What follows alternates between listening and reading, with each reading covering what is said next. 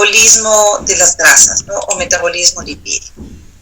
En la clase pasada deben estar viendo ustedes.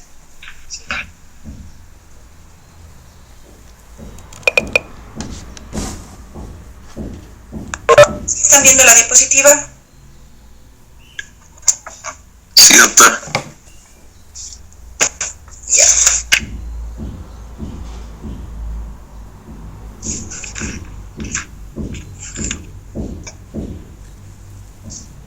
El metabolismo de las grasas, vamos a revisar hoy día lo que es la beta-oxidación, o la llamada también oxidación de ácidos grasos. Vamos a ver por qué se denomina beta-oxidación, esta por una parte de nomenclatura química. Y a su vez también vamos a revisar si es que alcanzamos la cetogénesis, que es la vía de la síntesis de cuerpos cetónicos. En primer lugar, existe la importancia de la degradación. ¿De dónde vienen los ácidos grasos? En primer lugar, sabemos muy bien que los combustibles metabólicos energéticos son los ácidos grasos, ¿sí? Y estos ácidos grasos tienen que estar libres. Ya saben muy bien que son libres cuando no están esterificados con glicerol, pero más no es porque no están unidos a algo, sino están unidos a la albúmina sérica. En primer lugar, para el proceso de la oxidación de los ácidos grasos debemos tenerles disponibles. Para ello, la disponibilidad depende de que los triacilgliceroles se degradan en la mayor parte de los tejidos, comenzando en la liberación de glicerol y ácidos grasos, ¿no? Esta liberación es a través de una serie de enzimas denominadas lipasas. Aquí resalta la importancia de un tejido, ¿sí? Quiere decir que deben ser los triacilgliceroles hidrolizados, fragmentados, ¿sí? Para que puedan dar como lugar ácidos grasos libres y a su vez también que el glicerol. El tejido con mayor contenido o reserva energética en este caso, ¿cuál es? El tejido adiposo. El tejido adiposo, por favor, es importantísimo en la reserva energética que tengamos. Aquí es importante resaltar la acción de lo que llamamos lipasas intracelulares. Pero ¿por qué se activan las lipasas, no? Existe la sensibilidad a dos hormonas, las lipasas sensibles al glucagón y sensibles a la adrenalina. Estas hormonas tienen receptores en el tejido adiposo y luego a su vez a través de segundos mensajeros estimulan la actividad de estas lipasas y por lo tanto promueven la salida de ácidos grasos y glicerol. ¿Qué activa la lipólisis? Que sería, la lipólisis es un proceso de ruptura de triacilgliceroles para dejar ácidos grasos y glicerol, la estimulación de la adrenalina y el glucagón sobre el tejido adiposo. Rompe, y por lo tanto que enseguida tenemos que tener como lugar, o sea, bien claro, los ácidos grasos libres unidos a la albúmina más el glicerol. Estos se producen o se liberan a la sangre. ¿Para qué se liberan a la sangre? Entonces, lo primero que tenemos que tener es liberados los ácidos grasos.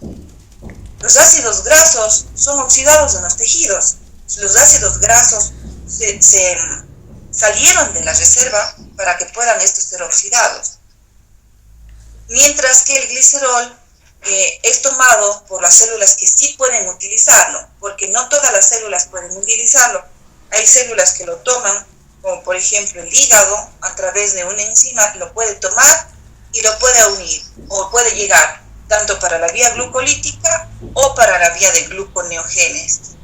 Este es un panorama metabólico inicial, por favor, de la beta-oxidación, porque siempre tenemos que tener claro que la oxidación tiene que hacer que los ácidos grasos, no los triacilgliceroles. Entonces la oxidación está estimulada en un proceso de ayuno. Cuando se ingiere abundante contenido de alimentos, no se hidrolizan los triacilgliceroles, más bien se esterifican o se sintetizan y se reservan en el tejido adiposo. Cuando las necesidades energéticas de la célula están disminuidas o insatisfechas, se activa mucho la beta-oxidación o la oxidación de ácidos grasos. Así como también quiere decir, cuando yo tengo un ayuno nocturno, un periodo entre comidas, tengo una intensa actividad de beta-oxidación. Y a su vez también en demandas energéticas incrementadas, cuando cuando, por ejemplo, las reservas de glucógeno se están disminuyendo, al estar disminuyendo las reservas de glucógeno, por ejemplo, en el músculo, una actividad física vigorosa, entonces enseguida tenemos esta beta-oxidación. Entonces, vamos a ir resaltando, ¿no? Conclusión de esta primera parte. Los ácidos grasos constituyen uno de los sustratos energéticos más importantes para los seres humanos, porque a diferencia de los glúcidos, constituyen o están reservados en el tejido adiposo, ¿no? Y a su vez no me producen 4 kilocalorías por cada gramo, sino me producen 9 kilocalorías por cada gramo. Y al estar en estado muy reducido, voy a decir así, el estado necesita más pasos de oxidativos en razón de o en comparación con la glucosa. Por lo tanto, nos da más energía. ¿Cuándo cubren la energía o las necesidades energéticas? Cubren las necesidades energéticas entre las comidas, es decir, en el ayuno temprano, ayuno largo también, y durante los periodos de mayor demanda, como es el ejercicio. El ejercicio también requiere la beta-oxidación de los ácidos grasos y comenzará a haber una lipólisis. Tenemos secreción de adrenalina y glucagón en la actividad física y por lo tanto tenemos que lipólisis y, ¿no es cierto?, ya empezamos a sacar las reservas del glucógeno en el músculo, pero el glucógeno comienza a terminarse y a la par, por lo tanto, debe activarse la vía de la beta-oxidación, ¿no? En el transcurso de un ayuno nocturno, los ácidos grasos se convierten en el sustrato energético principal para músculo cardíaco, músculo esquelético e hígado, es decir, en el ayuno. Y el hígado tiene la capacidad que a partir de esta beta-oxidación comienza a sintetizar lo que llamamos cuerpos cetónicos. Ya vamos a ir viendo, ¿no? La vía metabólica ya iremos viendo después. Este es un panorama fundamental, ¿no? Primero, ya sabemos que se rompe el triacilglicerol, tenemos ácidos grasos por un lado y tenemos el glicerol por otro. El glicerol necesita metabolizarse, pero no todos los tejidos tienen la capacidad de metabolizarlo. ¿De qué depende ese metabolismo? Depende de una enzima llamada glicerol quinasa. ¿Qué hace la glicerol quinasa? Y lo que hace es transfiere un fósforo del ATP al glicerol para transformarlo en glicerol 3-fosfato. Esta reacción es trascendente para el metabolismo del glicerol y solamente ciertos tejidos lo tienen, no así el tejido adiposo. Hay que tener clarito, el tejido adiposo no puede metabolizar su propio glicerol, exporta glicerol, que es otra cosa. Entonces la glicerol quinasa está presente únicamente en hígado, riñón, intestino y glándula mamaria lactante. Aquí vamos a ver, en el intestino y glándula mamaria lactante, por supuesto, la finalidad es tener el glicerol 3-fosfato para luego sintetizar triacilglicerol, porque la síntesis de triacilglicerol requiere un glicerol fosforilado, que ya vamos a ver después una vía metabólica. Y el hígado y el riñón, ¿por qué utiliza el glicerol quinasa? También para las dos cosas, para fabricar triacilgliceroles y en segundo lugar para introducirlo a la vía glucolítica o a la vía gluconeogénica. Necesitamos tener este metabolismo de glicerol y fundamental, por favor, lo hace a través de esta glicerol quinasa. Solo los tejidos que posean esta pueden metabolizarlo e integrarlo a su metabolismo. ¿Ya? Una vez que la glicerol 3-fosfato, ¿no es cierto?, el glicerol se fosforiló el glicerol 3-fosfato por acción de una glicerol fosfato deshidrogenasa que requiere NAD, ¿sí? Le deshidrogena y tenemos ahora NAD reducido, es decir, produce NAD reducido. Es importante este equilibrio de la reacción, es importante que en esta célula haya suficiente NAD, no así lo contrario, porque si existe demasiado NAD hay la inversión de la reacción. Estamos en este sentido. Y se transforma en dihidroxiacetona fosfato. ¿Para qué? 1, para la vía gluconeogénica, o 2, para integrarse a la vía glucolítica. ¿Sí? Ahora, entonces, ¿por qué decimos que se puede integrar a la vía gluconeogénica? Porque esta, nuevamente por la enzima fosfotrioisomerasa, recordarán que esta puede isomerizarse al gliceraldehído 3-fosfato y a su vez, que pueda irse a la vía glucolítica, es decir, que a través del glicerol puede contribuir a la parte energética de los triacilgliceroles. porque el 95% restante proviene de los ácidos grasos. El glicerol puede integrarse a la vía glucolítica a través del glicerol 3-fosfato, de hidroxiacetolafosfato, luego glicerol de 3-fosfato y la vía glucolítica. Decimos que el glicerol, en términos reales, es un productor energético muy pequeño, pero que sí puede ser energético, pero integrándose siempre a la vía glucolítica. O a su vez, también es un productor de glucosa endógena. Ya saben muy bien que a través de la misma vía que acabamos de ver, se integra al glicerol 3-fosfato y este puede fabricar glucosa. Bueno, vamos a ir bien. O catabolismo de la cadena, ¿no? Tenemos los ácidos grasos de cadena larga, media y corta. Ya iremos viendo esto, ¿no? ¿Qué quiere decir la beta-oxidación? La beta-oxidación no es nada más que una vía catabólica de los ácidos grasos, que es muy importante en un periodo de ayuno y sobre todo en el ayuno nocturno. Por ejemplo, entre las comidas y durante el ayuno nocturno se liberan ácidos grasos de cadena larga, y saben muy bien que los de cadena larga, sobre todo los de cadena par, ¿no es cierto?, que existe en los triacilgliceroles del tejido adiposo. Circulan a la sangre unidos con la albúmina y los tenemos libres, o comenzamos a tener esta vía, que lo llamamos vía de beta-oxidación. Una vez que esta está libre, decimos qué tejidos pueden oxidar intensamente ácidos grasos. Tejidos que se especializan en oxidarlos, ¿cuáles son? Hígado, músculo esquelético, corazón, riñón, tejido adiposo. Menos del tejido adiposo. Pero existen varios tejidos que se especializan, voy a decirlo, en oxidar ácidos grasos. El músculo esquelético lo hace en reposo. Músculo esquelético en reposo. El hígado lo hace sobre todo en periodos de ayuno, ¿sí? El corazón, independientemente ayuno o postprandial, le encanta oxidar ácidos grasos, en realidad. Hígado, músculo esquelético en reposo o en demanda energética incrementada, en actividad física vigorosa, cuando el glucógeno comienza a disminuir. Se necesita echar de mano otras fuentes energéticas, cuando hay un ejercicio o una actividad física prolongada.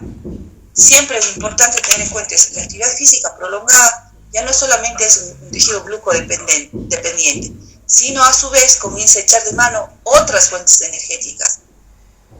¿Por qué se le llama beta-oxidación? Beta-oxidación. Porque la oxidación que vamos a ir viendo ocurre únicamente en el carbono beta.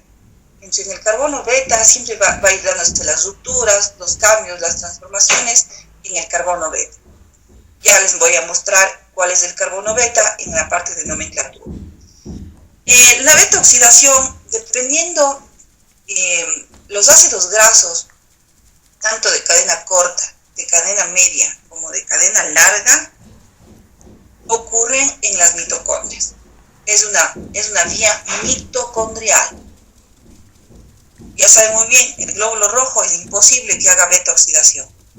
Segundo, el cerebro, a pesar que sí tiene la neurona mitocondria, no puede oxidar los ácidos grasos, porque los ácidos grasos siempre se liberan unidos a la albúmina y la barrera hematoencefálica impide el ingreso hacia las neuronas.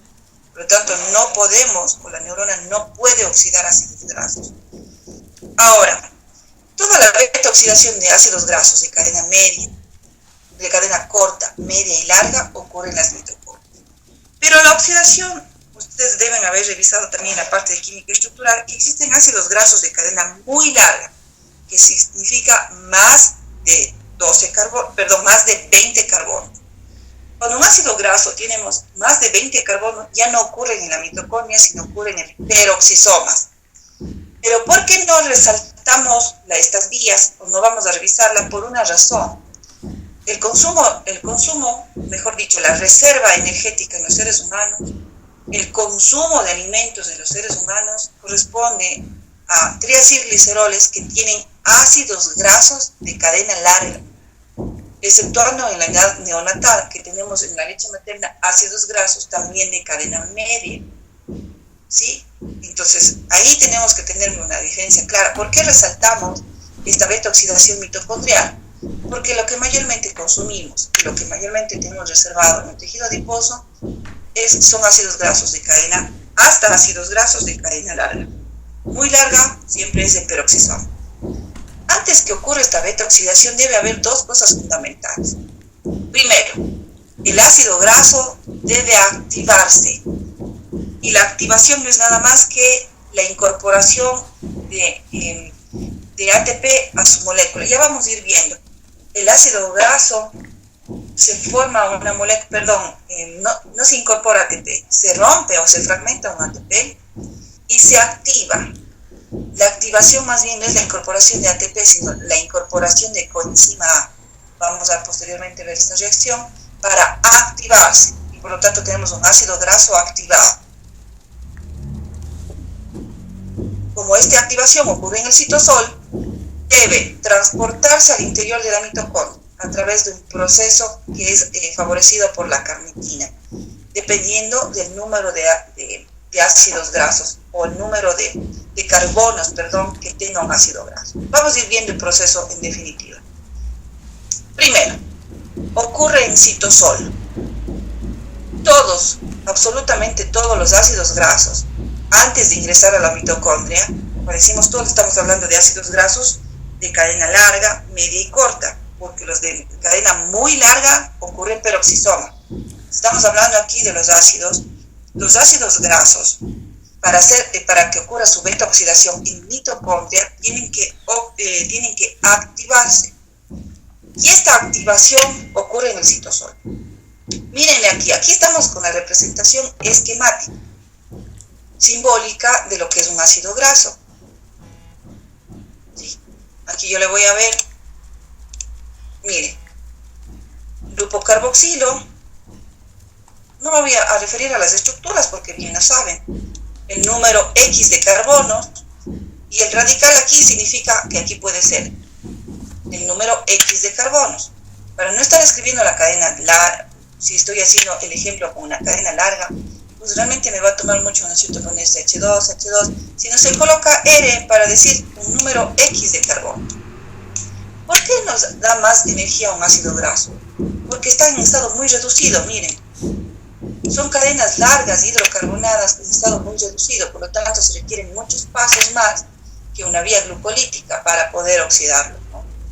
La activación no es nada más que la hidrólisis, que requiere energía a través de una enzima llamada tioquinasa. Esta enzima lo que hace es romper un enlace de alta energía para que poder incorporar a la coenzima a este compuesto. Ahora deja de ser ácido graso porque ya no es un grupo carboxilo íntegro, sino miremos de acá, sigue siendo el número de carbonos, ¿no es cierto?, que corresponde el número X, pero miren la transformación que ocurrió. Ya no es un grupo carboxilo íntegro, sino el grupo OH hizo un enlace con la coenzima A y ahora tenemos que un radical del ácido. Me explico. Si aquí era el ácido palmítico, el resultado va a ser que un acil o un radical acilo llamado acilcoenzima A. Si este es del ácido palmítico que se activó, acá voy a tener que palmitil, que es un radical del ácido, un radical acilo, acilcoenzima A. Si este es de 14 carbonos, ácido mirístico, abajo voy a tener un miristilcoenzima A. Si yo tengo aquí de 10 carbonos, de 12, etcétera, igual voy a tener de 12 igual, pero unido a la coenzima A. Esto es un ácido graso activado, que es un requisito fundamental para poder ingresar a la mitocondria y poder ser metabolizado. Para no estar hablando de ácido palmítico, mirístico, esteárico, etcétera, porque sabemos muy bien que son diferentes denominaciones, decimos que todo lo que obtengamos de aquí es un radical, es un ácido graso. Pero acá abajo tenemos que un radical acilo.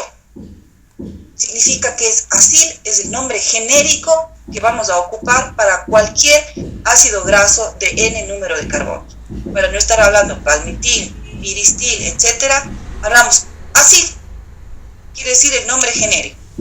Entonces, lo primero que tenemos que tener en cuenta es que los ácidos grasos, sean del número X, cualquier número X de carbonos que corresponda, se tienen que activar. En esta activación ocurre algo importante también, requiere energía. Pero la hidrólisis de ATP no ocurre en el último enlace de alta energía, sino en el anterior. Significa que rompe un enlace, dando como lugar al medio un pirofosfato.